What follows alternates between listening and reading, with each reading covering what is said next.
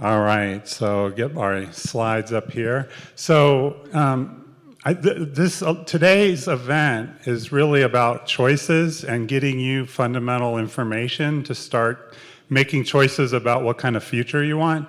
I'm someone that really, before I make a decision, I really need to look at all the possibilities. So that might lead to better decisions. But if you go to Baskin-Robbins 31 flavors and you have to look at every single option for ice cream before you decide, that can kind of work against you. So I want to try to give you maybe not the 31 flavors, but at least maybe half the flavors of things that we should be thinking about related to 5G. So if I can get my slides up there. All right, so the name of this conference, at least partly, is 5G Friend or Foe, so I'm going to kind of do the intro to this, and there's three parts to my presentation. Part of it is, what is 5G? What is 5G really? What is it proposed to do? What is it intended to do? And it's a lot about terminology and linguistics and technology and different things. A third of it is to describe maybe some problems that we should be aware of, and then if we don't necessarily, we recognize that there's potential abuse of these technologies, we need to make sure that we have oversight and are directly involved in making sure it's put out safely, doesn't violate people's rights, etc. People are consented to what they're getting into. And then the third part is, perhaps the most important, is to be able to empower people to understand the proper steps, the duty that we have to make sure that if something isn't being done properly, that we right the ship, so to speak, and make sure we get things going in the right direction. But I think we've reached a moment of reckoning in terms of where the technology is, that every one of us needs to get involved, at least be part of a conversation, and that starts by bringing people together and getting the proper information. So across Tucson, Arizona, in the United States, we've seen these structures popping up. You have a little bit in Prescott, but nothing like in Tucson, for example, where we have now over 500 5G small cell, they're called small, but they're actually pretty powerful, cell towers that have been put up in just feet from residences and businesses all over the town. And you can see 90% of them since March 2020 have gone up, despite the cries of many people in the public, as you'll briefly see, and then later today. But the real questions here is, for what purpose? Are we protected? Who decides? And why must we act, and probably now? And how do we assert our power? So if you're wondering about these questions, I'm going to go into some of that today, and of course there'll be other speakers that expand on this. Whoops. So in Tucson and other places, when we say 5G cell towers and antennas, they come in lots of shapes and sizes, but these are the kind of things you might see around town. In Prescott, I mainly see kind of the macro towers, which are further away and much bigger. And if you don't live too close to them, you might be okay. Of course, you can always check exposure. Let's not forget that these devices are transmitting microwave radiation, not just the ones that we use, but these towers, so it's all part of the same sort of energy that's being used, and ones that we could recognize on the previous slide, and ones sometimes we don't recognize. Some of these ones on the right, and there's a whole assortment of them, you might see more in Europe, or maybe not see them if they're under a hole like that, hiding, because sometimes people want them out of sight. So they can come in lots of shapes and sizes, but I want you to think of these towers as more symbolic of something else that's going on, and a part of a much bigger infrastructure, which is going to be more my focus of this talk once I give you a kind of a background. So 5G simply stands for fifth generation, and that's industry lingo. In some cases, it's a moving target, so you might read it means this one place, and somewhere else it's slightly different. But the one thing it does have in common is it represents a band of microwave radiation. Typically, 4G is thought of as less than 3 gigahertz on the scale. 5G includes 4G, as you'll see. In fact, they work together, but it's generally thought of as frequencies above 3 gigahertz expanding all the way up to 300 gigahertz, which includes the microwave band. And again, depending on where you look, it might have a less band. But in reality, we can show that the intention and the future goals of 5G is to include this entire band and perhaps even higher frequencies into terahertz.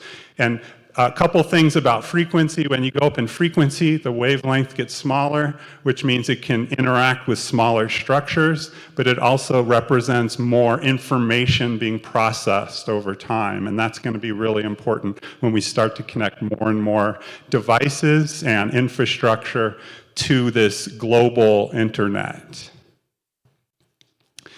So there's always at least one technical person here, and I want to pause just on a couple things on this slide. So the difference between like how 4G and 5G cell towers operate in terms of transmission and communication, you can see the 4G, like a macro tower, what we typically think of that we connect our devices to, is sending out kind of a uniform field that's dropping off from distance, hitting all kinds of devices. And it has a slightly different way that it does that. And we're not getting rid of 4G in any way. We've got that, but what we're adding now is the capability of using arrays, phased arrays that can direct beams at certain locations and just interact with those people, structures, or devices. And so this creates much more control of information that's going back and forth and the amount of information. I want to just say here that these towers require an underground fiber optic network, which is far superior in terms of speed. In fact, the Department of Treasury would tell you in a recent report that 5G wireless technology cannot even meet the speeds that they require of 100 megabytes per second.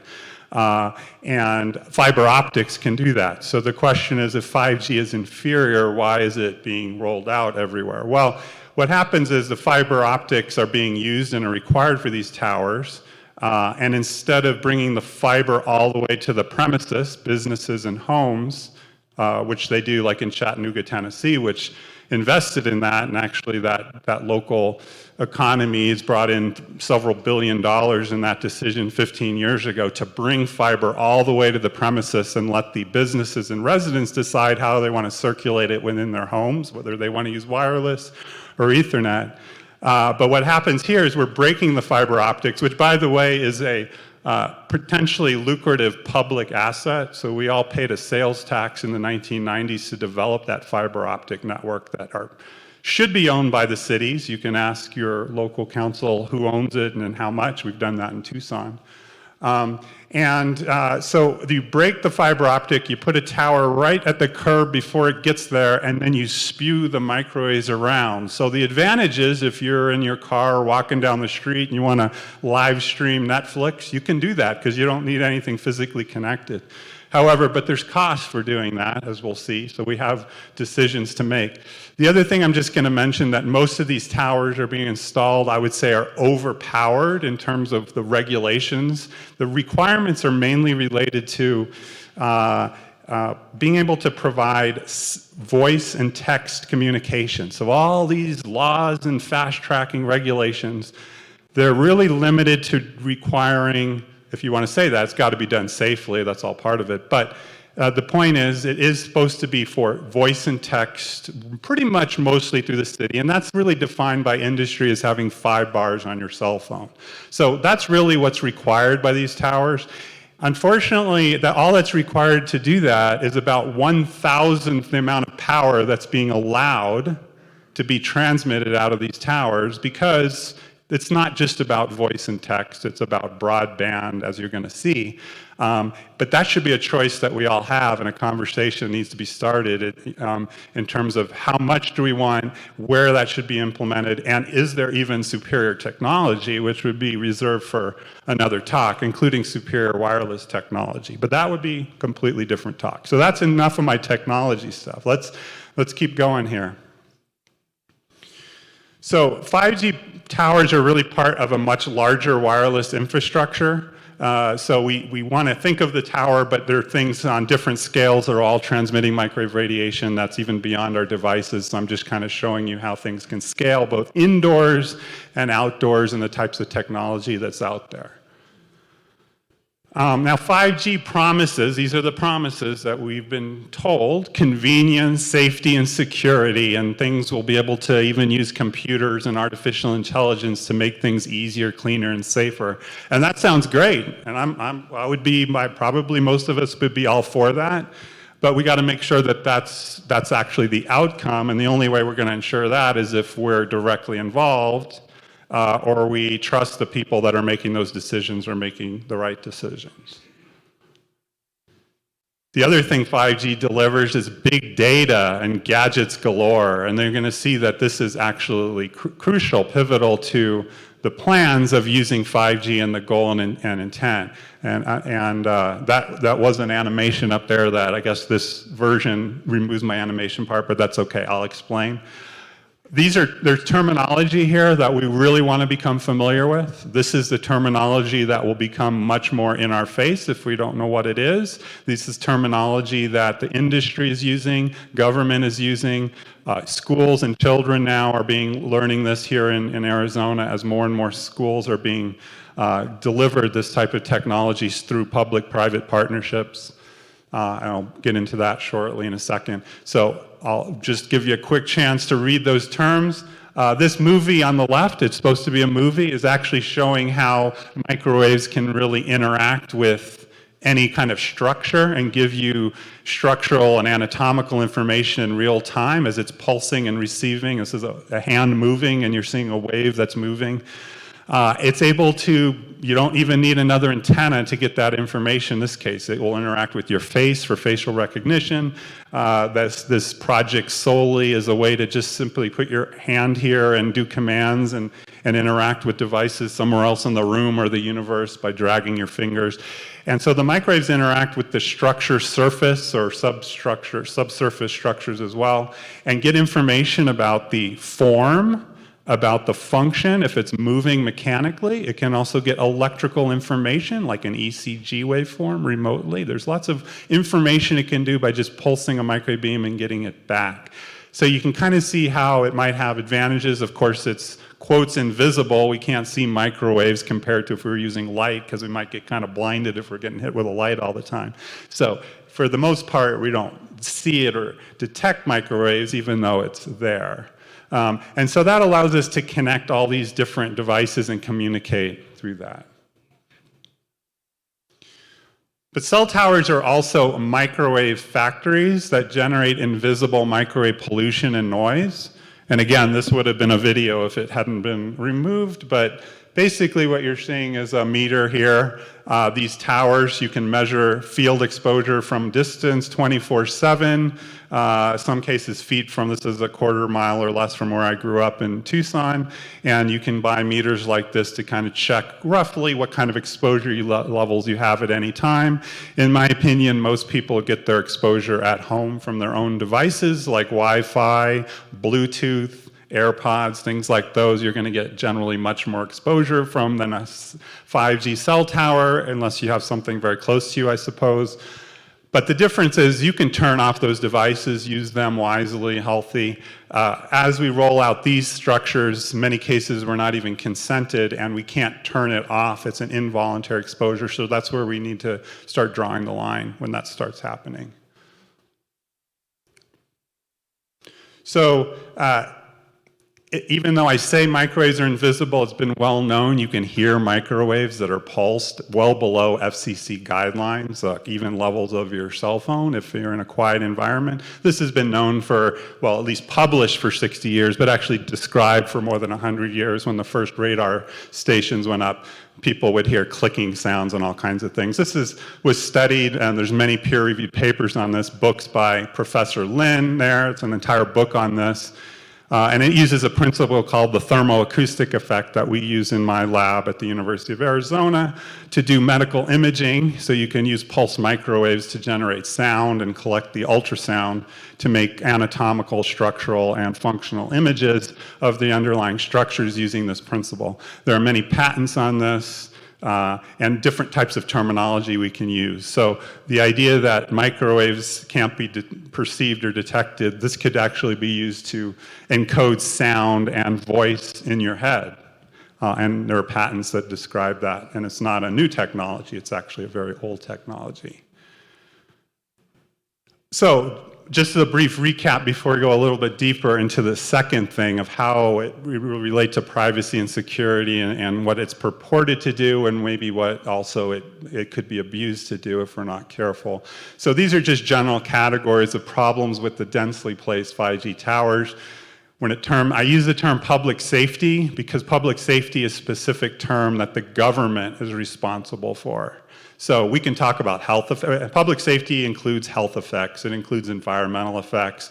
It includes building codes, the quiet enjoyment of our streets. Public safety is a great term to use with your city council members and mayor because they're the ones that are responsible to make sure that nobody is rights are being violated, and they're the ones that first and foremost has to ensure public safety above all others. And that, of course, determines whether, first of all, microwave radiation is safe or it's not determined, et cetera, et cetera. But in my opinion, having worked with microwaves for 20 years and know the literature very well, I would love to see more public debates on this topic and not people arguing back and forth, because I would scratch my head taking a position of whether even industry will not say that it's safe, and anybody that says that it's inconclusive, we need to have open public debates so you guys can set those up. But it would be mind-boggling to actually see how that would work if you were forced to take a side saying the evidence is inconclusive, we don't really know if pulsed microwaves are safe or not. Mind-boggling. Okay, so the idea of the potential for removing privacy and security, the ability to intercept data, steal identities, these things have already happened.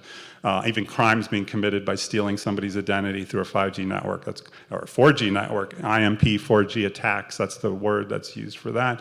Social engineering, we'll get into that, and then reduces property values by 20%. So I just have a couple slides on this.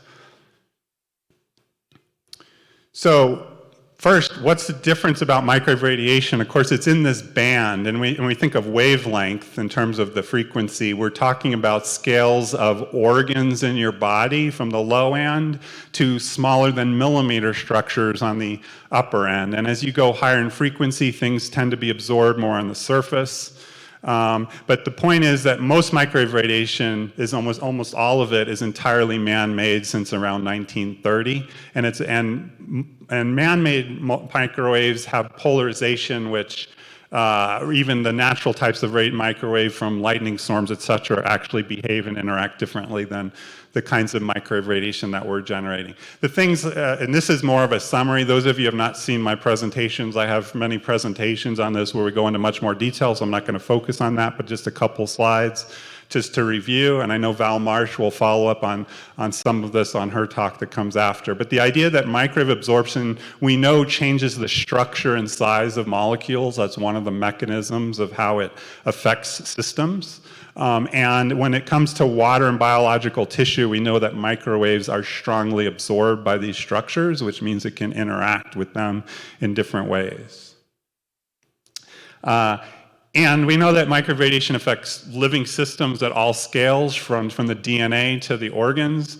And how can I say that? Because no environmental factor has been more thoroughly studied than the effects of microwaves on the humans and living bodies, with a huge database of 20,000 peer-reviewed and government studies.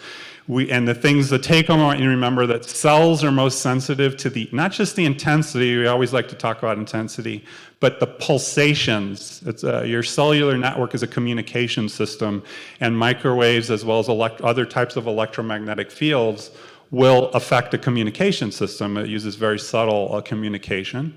And that the effects are cumulative, not really recognized by our regulation agencies like the FDA and FCC, but we know from many, many papers, the more that you're exposed to this, you're more likely to have an adverse effect or a biological effect. That means it's dose dependent. And, you know, if there's one paper I'd refer you to is the review in the U.S. Navy, 1972, that lists over 2,300 papers. Problems with microwaves. Of course, military has referred to this type of exposure as microwave sickness, or microwave syndrome is a more recent term, and that goes back 100 years. And yes, these effects can happen at levels well within FCC guidelines, which is what guides the type of exposures as well as our devices that we use. And I have this one-page document, occasionally updated, where I show you that every single government agency, from the CIA to the EPA to Air Force, Navy, Army, NASA, have all reported negative impacts, adverse effects of biological radiation. And if you want to get started reading on these, you probably could read 5 papers for the rest of our lives and still not get to the huge body of literature. That's how extensive it is. So finally, the last thing is property values, we know in general, go down when a cell tower is either proposed or put into place near a home. So if you're a real estate agent, maybe you want to say something about this, but Realtor Magazine, there's lots of surveys and studies, including peer-reviewed studies, have been on this 20% price drop. Sellers in California and other states have to disclose this, and it's considered a neighborhood noise or a nuisance or other problems. And the HUD on their website at one point, you can have, there's a link, and things that are underlined, there are links here, describe cell towers as a hazard and nuisance. So common sense that if you got more hazards and nuisances, it might affect your property value. So if you have, or if you're in Tucson and you had a cell tower go in front of your home, where you consented to this, and did the city council and mayor, who has the authority to sign these documents and approve permits, are they compensating you, or are they just stealing property? I mean, I don't know what's going on here, but it seems like this should be addressed. So there's plenty of evidence to support this.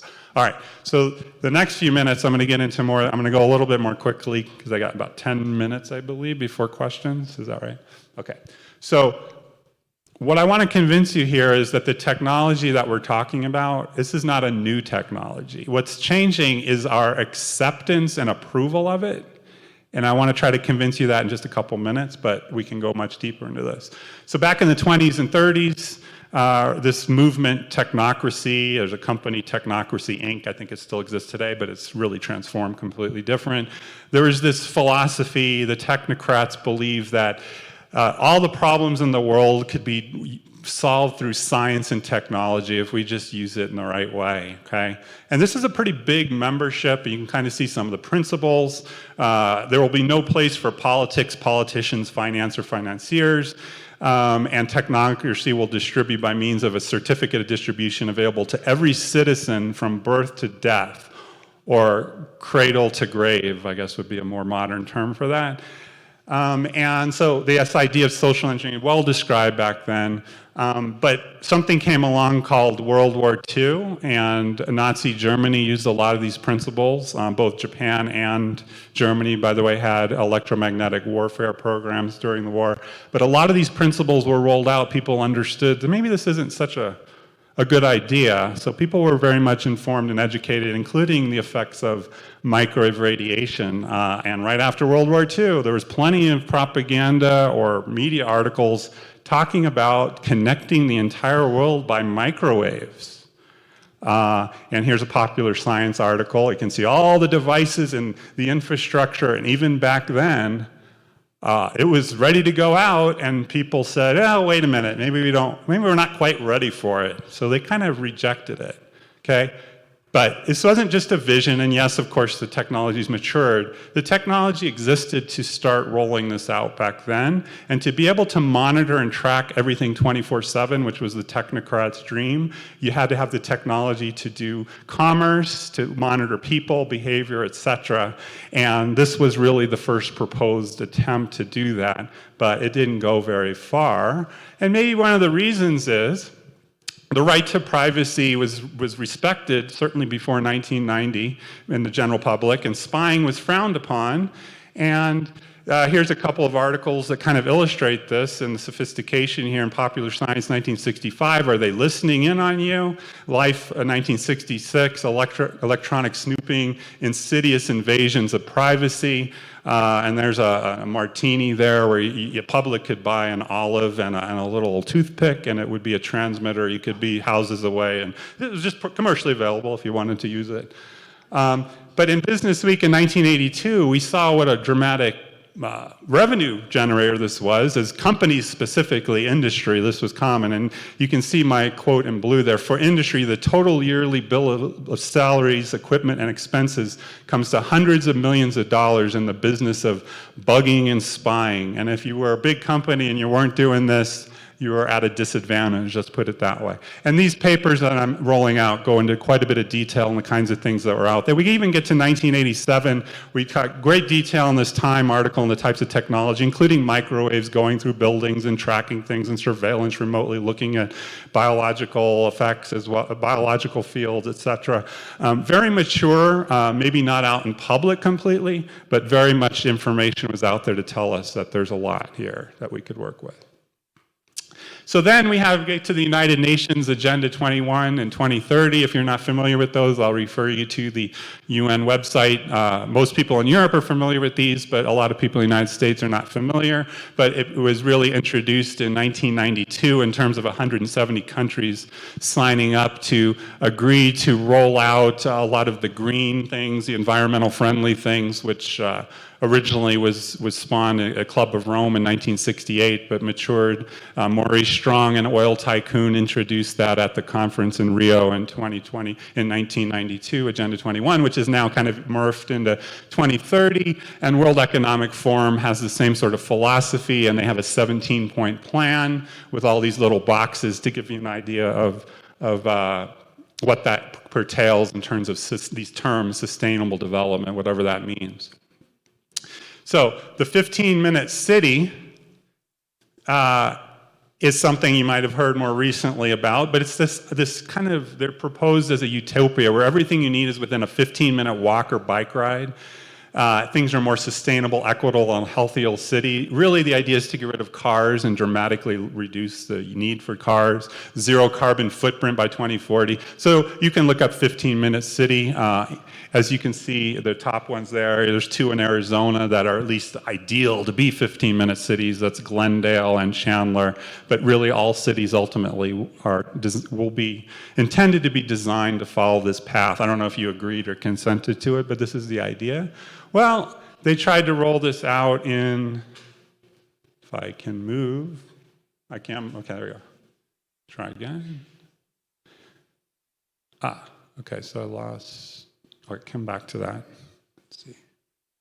We'll get back to that shortly. I think it's out of order, but so there's also the smart city, surveillance city. There's a lot of other things in terms of rationing, controlling water supply, heat, search, speech surveillance. So there's a lot of other things when we talk about smart city and surveillance city. Let me see where I go here. Digital identity or digital prison. This is World Economic Forum, where everything is being controlled digitally. Of course, you've got to have the 5G infrastructure to be able to do this properly. But you can kind of see all the different categories that are well described. I'll refer you to this paper, a new chapter in the social context, World Economic 4218. This concept of zero trust. It means that if you want access to anything in the future, you will, and these are all industry-related terms, so I don't make these terms up. You can research these and learn more about them. There are already many companies developing or already have developed this sort of technology based on this principle. So you will basically have to prove that you are worthy to access, whether it's milk in the supermarket or club membership or getting on a train. You will assume to be not trustworthy, and you will have to earn your trust to unlock the key, such as IDME, so no identity left behind. This is the principle. Things are locked, you show IDs and all this other stuff, maybe facial recognition, whatever is on the table, slate for today, and then you can unlock and get access to that thing. All right, so this involves an Internet of Eyes, facial recognition. There are already, Aman Jabi, who I'm going to show a few slides related to his work here shortly. Basically, he worked 25 years in big tech, developed some of the apps on your phone related to camera. He was trained at Stanford. He's been giving excellent presentations on much more detail on this technology. But we know by at the end of 2022, we now have 20 billion cameras around the world feeding global internet right now. 1 billion of those cameras are actually surveillance cameras. The others are mobile. These devices are monitoring data 24/7. Either they are or will be used, as many companies are out there working on this, predictive policing and pre-crime. Clearview AI has built a $10 to $100 billion database of facial images already. All of us have social credit scores, even if we don't know what they are yet. So these things are already being rolled out and right under our feet, and it's part of the 5G infrastructure. There are eyes at home and on the road, right? The street lights, these fancy what are called smart poles and LED street lights, is all part of the tracking back and forth and communication that's going on. Things in our home, I'm showing a few examples. These are all going to be connected to a global internet hub. And who owns that data? Did you consent to give that data away? In many cases, you may have, depending on if you bought the product or you signed up for Facebook, et cetera. You may have already. Does that mean you can't take it back? Of course you can, but you need to know first what you're getting into. Will your social credit score limit your freedom? So everyone, as I mentioned, in some countries we already have this implemented, you will have a social credit score that is evaluated and scored based on some of these categories that I'm listing here. This is from the Wall Street Journal, the way it's this particular image. And in China, they already have a social credit system in place. I have video and things I'm not going to play here. If I have a chance, I will play something related to the school, although I might just keep going. So I think if you want to see how this is already implemented in schools in China, we can have a talk maybe later and I can show you how that works because it's already being implemented. There are children with headbands, the EEG, and if their attention span determined by that measurement is constantly going to the teacher in front of the room, so she gets to see the state of each student, if they're paying attention or not. They might get recorded to their parents. The parents go, why were you yawning and not paying attention? This is already going on for a few years in places in China. This is put into place due to 5G technology. And I can tell you now there are already schools in Arizona that have already implemented these things. Tucson Unified School District recently voted 3-2 to add this to another K through 8 school in Tucson with a memorandum of understanding, which is originally an ABOR grant, Arizona Board of Regents grant, that went to Arizona State University, that then partnered with Verizon Wireless and Heart of America, and now TUSD, because they signed the Memorandum of Understanding, and I encourage everyone to read that contract. It's a public-private partnership. And parents are, as we kind of learned at one of the recent meetings, aren't completely consented to what's going on, so that's why we need to all get up to speed on this. So back to the 15-minute city, there's another term that's being used by industry. It's called geofencing. Okay, it's creating a fence around you where you're not supposed to go here or there depending on your social credit score, et cetera. Social and emotional learning, I just mentioned the school. So there's so many products out there already being used, social and emotional learning from cradle to grave. This is a device called We Play Smart, I think, and it's actually automatically in real time uses artificial intelligence to watch the facial expressions of the children, and the game changes as they're actually integrating and interfacing with each other, right? And so there's all kinds of things related to this. And also monitoring parents and teachers looking for potential child abuse if there's an algorithm that goes off that can detect, oh, this is not appropriate behavior. I guess that could be used for good purposes, but I think we all need to have some oversight to make sure these things are not being abused. This idea of the 5G Internet of Bodies for improving health care, right? This is maybe purported where there are these 3 tiers down at the device level, sensors tracking everything in your body, and then a big cloud, and then anybody can kind of come in there with the right maybe safety, security, if there's such a thing as a secure 5G network, which is also questionable. And then you got the top tier, the people that are using that data. Here's an example of how it's being proposed as improving healthcare, and it requires at least 5G in the way it's proposed here. Is there better possible technology? Maybe so, but we're not talking about that. So the Internet of Bodies, IOB, so RAND Corporation has a great document from 2018, so I kind of took part of that. So here I'm just showing a baby. These are technology devices already existing, Bluetooth diapers to tell the parent when to change the diaper if you need that. Pacifiers that tell the temperature, all of these transmitting microwave radiation, of course, but it kind of gives you an idea of what kind of world we may be headed for, or very close unless we get involved. So 5G Internet of Things in this RAND Corporation document, risks, vulnerabilities, and consequences.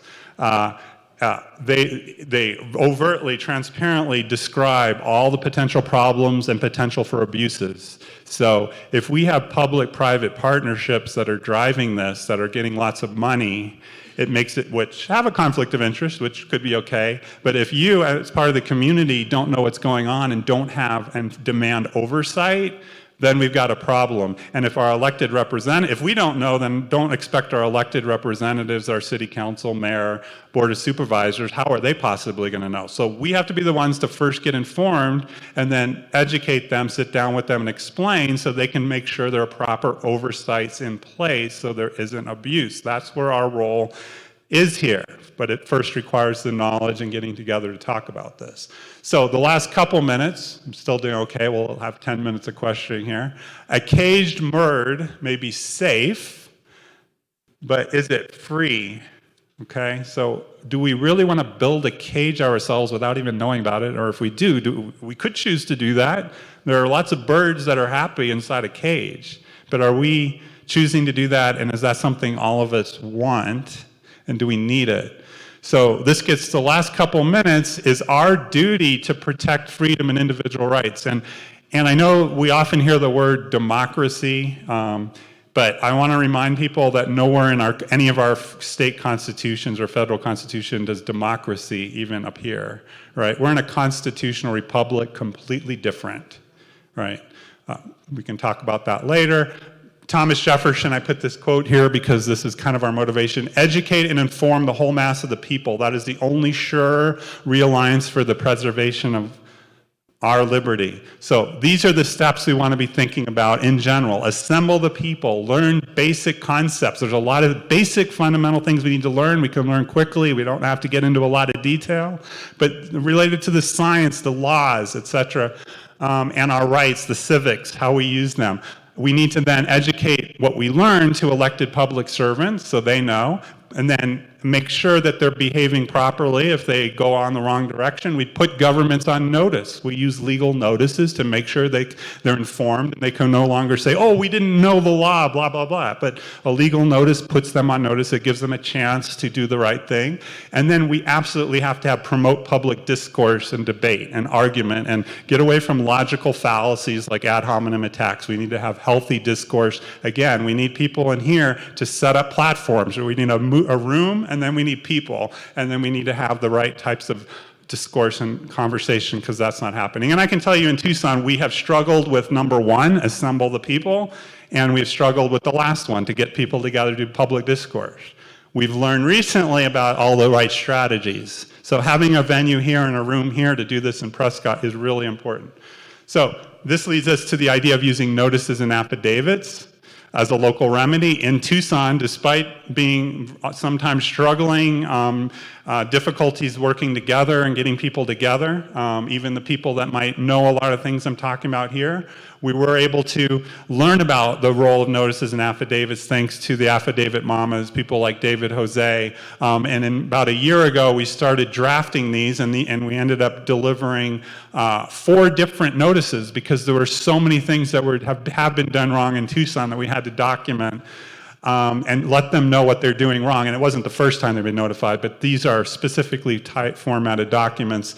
And eventually now we have served over 400 or have 400 affidavits that have been notarized, of course, which means that we've notified them and they continue the same behavior. So now we're going after the individuals and saying, we believe you are responsible, you're guilty, especially of crimes of maladministration, which is an important term.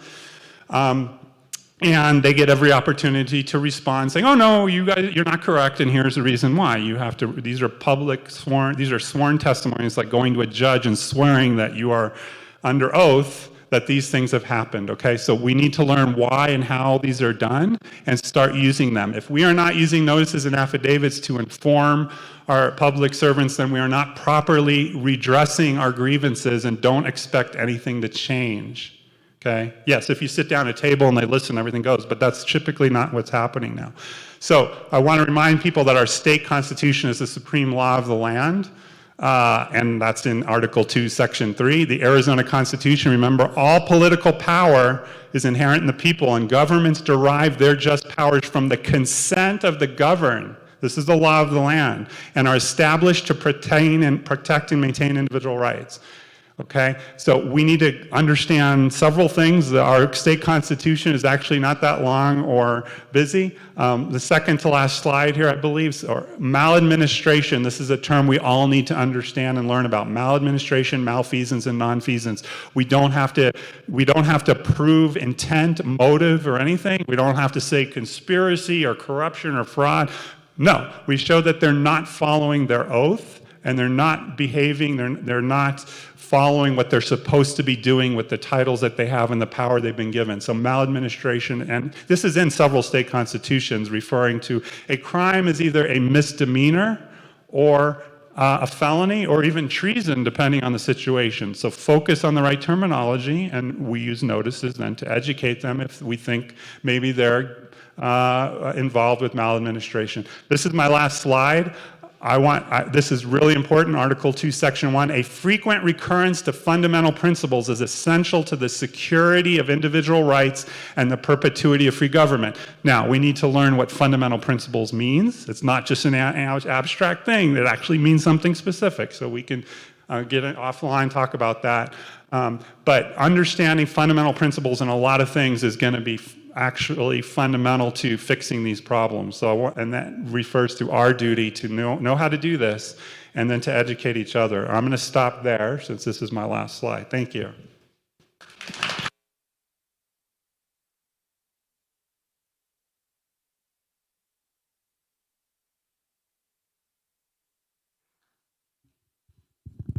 Testing. Okay. Yes, we have question and answer here for the microphone, so whoever has a question, Lizzie McNett. I have to say, she's designed our slides for Yavapai4SafeTech and is the social media maven. I have one question. So the microwave technology, is there safe technology to be used that's not going to kill us? So that's a whole conversation that we need to get together. So today we have fiber to the premises, which are fiber optic cables owned by the city, supposedly. That technology should be going all the way to the residences and businesses. That's safe. That's through optical. It's not using microwaves.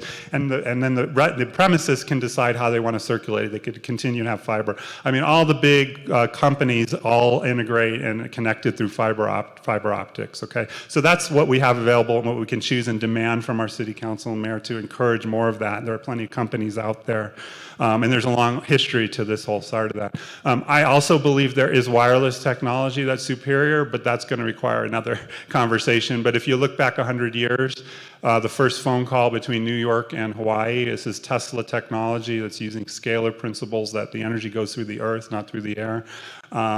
We'll understand that there are other types of things that we need to talk about that even a lot of engineers at universities aren't familiar with. So I think future, yes, there's even maybe wireless technology that might be faster and safer, yes. Mm-hmm. Heidi. Oh, okay. Okay, this is from an anonymous person here. Does the 5G piece have only one shape on the towers, i.e. the round-shaped one? I'm trying to read the scribble. The round-shaped one, or just rectangle ones, or both, or all? I see they add these to existing towers. So 5G the towers are radiating microwave radiation, okay? So there are many different types of microwave antennas that could conceivably use, so that's what I want you to think about. There are patch antennas that can be small. There can be monopole, dipole antennas. There's ones in light structures for self-driving cars that are little monopoles. So there are many different ways microwaves can be transmitted from a tower or a device. So those pictures I showed on my second slide are all different forms of what they might look like, either from the outside or inside. And then 5G has the capability of have arrays of elements, individual elements, that allows you then to steer a microwave beam. We do this more with ultrasound routinely, but to directionally steer beams and make smaller and smaller beams is exactly what we're talking about. So it's kind of all of the above. Yeah. Other people with questions? Please come up. Please come up. Form a line. That's fine. We have probably only a few minutes left. I want to know what you do with the affidavits. We did this in California. We had the notaries at my house. We had the affidavits handed to the sheriff, handed to them. The DA, the AG, they take them, but they do nothing. So they are informing them, but what's the next step is my question. And I know the girls are going to talk about that, but they completely ignored. The deputy sheriff would just take them and then throw them away. So I'm just wondering what the next, that's why I moved here, because we actually have a lawful sheriff, but I don't know what he will do, so I'm asking. Yeah, and that's a whole other conversation. We need to get together and talk about that. And Affidavit Mamas is here. They're going to be focusing on that a little bit later. So the affidavits and notices need to be properly formatted. It helps in terms of later when you need to use them. But just remember, an uncontested, unchallenged affidavit must be accepted as true. There's precedent here in court cases. So if this were to ever come to a grand jury or a court or something else, they're kind of screwed because they didn't respond to your affidavit. So, well, if you properly serve them and they refuse to take it, then it's actually the same as serving them. If you've got it on video and done it, but you got to do it properly. So you have to follow proper form. But so I want to say that will require a whole other conversation, ongoing conversation. But there are many things that can be done. But I have to admit, the function of our local, state, and federal governments is not functioning properly right now, but we can fix it because we need to go each place and then maybe put them on notice and use affidavits. But there's a lot of things that go into your question, so I'll just say let's talk later. It's probably a more simple question that you can answer. Has to do with the airplane mode on the iPhones.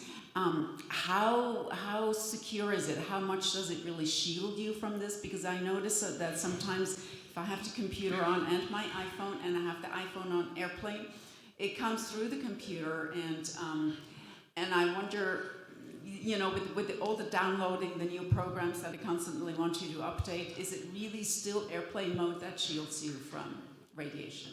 So you have airplane mode, but you also have Bluetooth.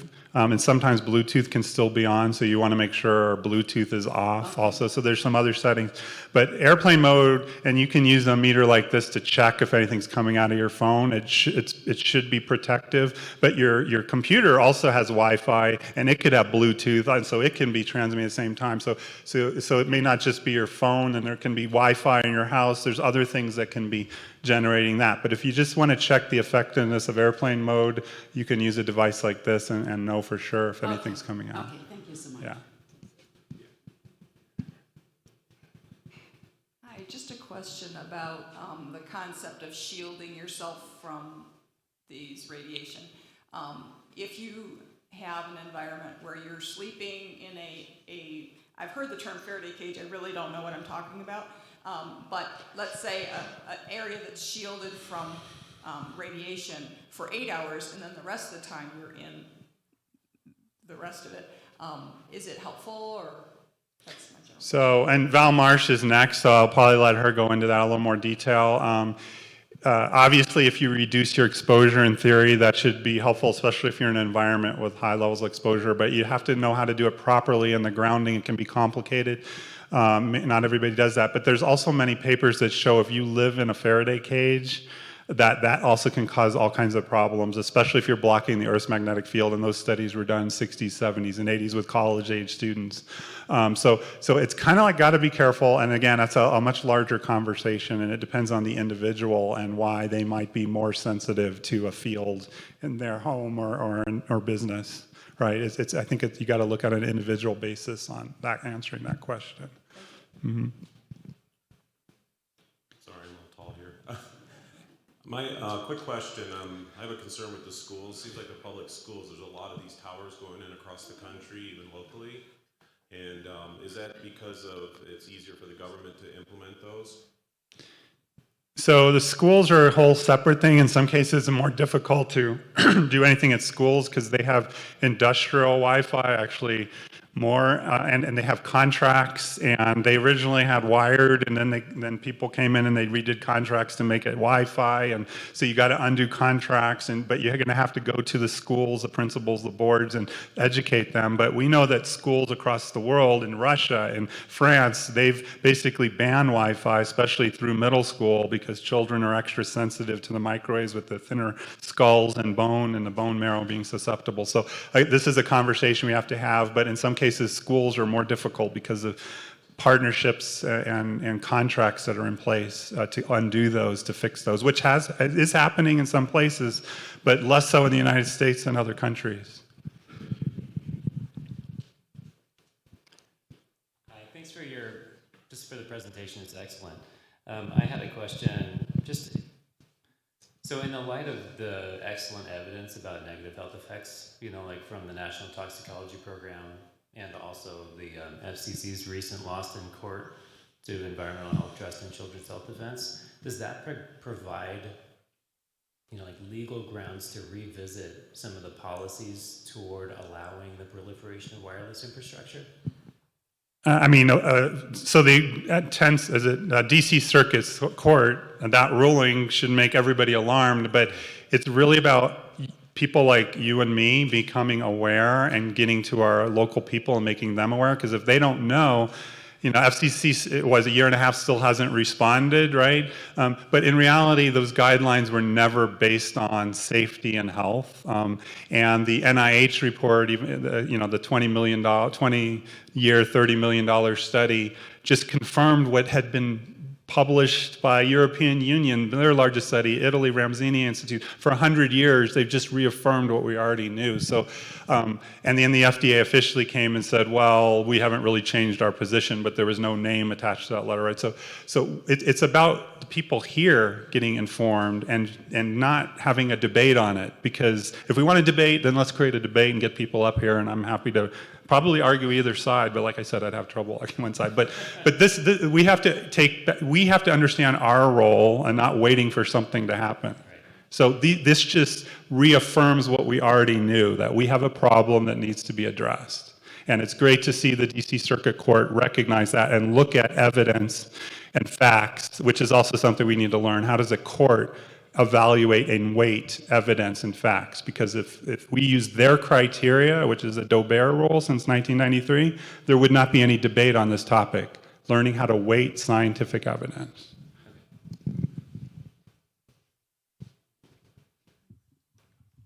First, thank you for your presentation. That was really excellent. I know it might look a little out of subject, but I think it's in relationship directly with the 5G technology, and it's about the chemtrails. So I know I'm out, but I just think it goes together exponentially talking. At least you're talking about doing things, legally with notices. Do you think we can ask something about those things in the skies? Also, about to the government, saying what's that and why are you doing this? That's So, yeah, so good question. So we're here because of the whole 5G microwave thing, but the principles here can go across many other topics, right? If we know and have evidence that something's being done improperly, unlawfully, then we first have to become understanding and educate people around us, and we need to go to the people that represent us, that are public servants and trustees, and educate them. But some of these things can be very complicated how to fix it, but first we got to bring awareness and people acknowledge these things are happening. So in the case of chemtrails, or maybe more in general, we are getting toxicity things from all over the environment, the air, the water, the food that we eat. It's all part of the same equation. So if we don't want to have dirty food, water, and air, then that should be our point and topic of conversation and what we can do to address it, and not just rationing, right? We hear things about rationing water, eating bugs and crickets, which is part of the World Economic Forum plan, by the way, and changing our food supply. That's not a conversation where we're all together at the same table talking about facts and evidence. This is something that unelected people have decided to push on us, where it sounds like you might be more interested in talking about actual toxicities that are here right now and how to remove them so we can have nice clean air and water, right? So it's changing the narrative, working with the people that are elected that make decisions, and getting that information out. Thank you. Thank you very much for the review of the popular science. I think that would be very helpful to us in the community here. However, the adoption of new technologies has this huge component of economics around it.